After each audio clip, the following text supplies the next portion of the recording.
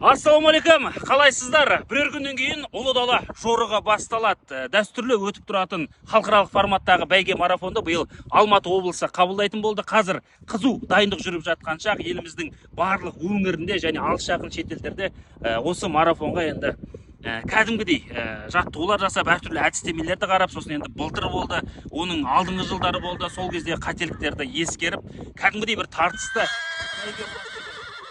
бар.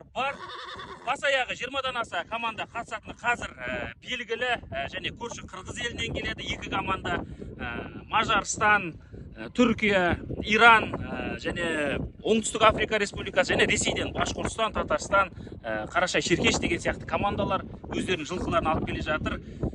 Және енді қызықты, тартысты бір бәйге болатындығы анық. Осы жоба авторы Бақытжан Тұрлыбеков.